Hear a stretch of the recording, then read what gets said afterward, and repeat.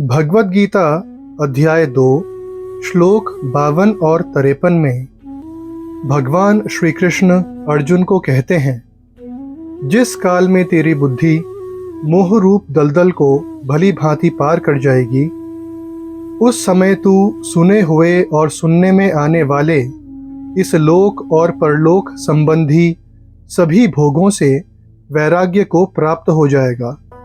भांति भांति के वचनों को सुनने से विचलित हुई तेरी बुद्धि जब परमात्मा में अचल और स्थिर ठहर जाएगी, तब तू योग को प्राप्त हो जाएगा, अर्थात तेरा परमात्मा से नित्य संयोग हो जाएगा।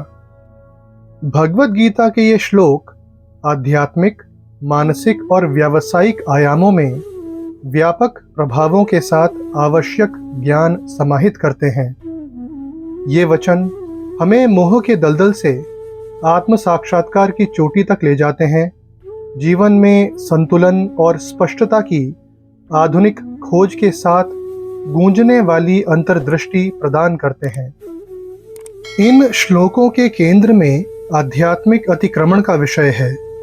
मोह से परे की यात्रा अर्थात मोह कलिलम सांसारिक भ्रांतियों और आसक्तियों से जागृति का संकेत देती है।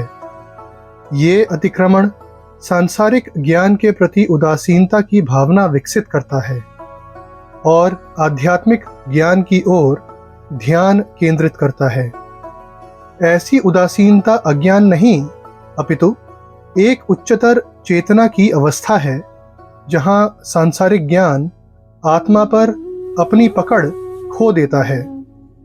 यहाँ अंतिम लक्ष्य आत्म साक्षात्कार है, अर्थात स्वयं के सच्चे स्वरूप को समझना, जो भौतिक अस्तित्व से भिन्न है।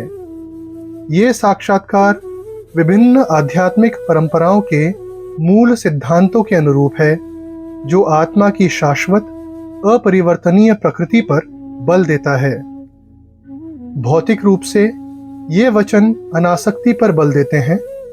पहले सुनी और अभी सुनने वाली बातों के प्रति उदासीनता भौतिक संपत्ति और इच्छाओं से विराग का संकेत देती है, जिससे आंतरिक शांति और संतोष प्राप्त होता है।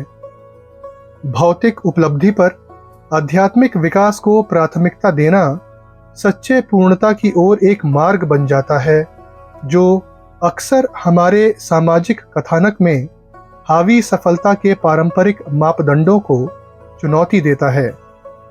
मनोवैज्ञानिक रूप से ये शिक्षाएं मानसिक स्पष्टता को बढ़ावा देती हैं।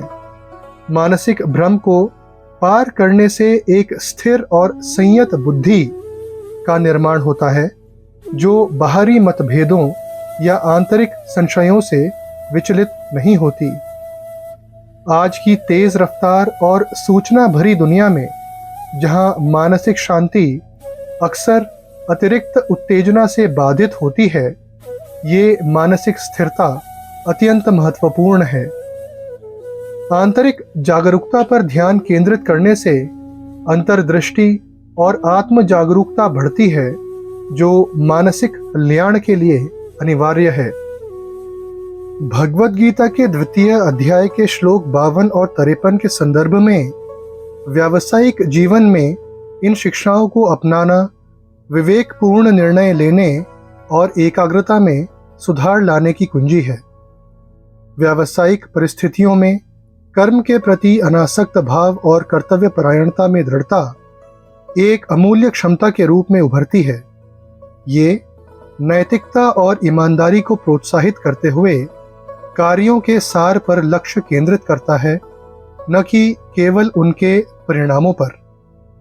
इस दृष्टिकोण से एक ऐसी कार्य संस्कृति को बढ़ावा मिलता है, जो उत्कृष्टता और कर्तव्य निष्ठा पर आधारित है, न कि मात्र पुरस्कारों या प्रशंसा पर। इन श्लोकों के व्यापक प्रभाव उनकी सार्वभौमिक उपयोगिता में निहित हैं। ये श्लोक समय, संस्कृति और व्यावसायिक बाधाओं से परे जीवन को संतुलित और उद्देश्यपूर्ण ढंग से जीने का कालजयी मार्गदर्शन प्रदान करते हैं। नैतिकता की प्रतिष्ठा और सही तथा गलत की विशुद्ध समझ को बढ़ावा देने वाले इन श्लोकों की शिक्षाएं जीवन के हर क्षेत्र में सद्भाव और संतुलन की महत्ता को रेखांकित करती हैं।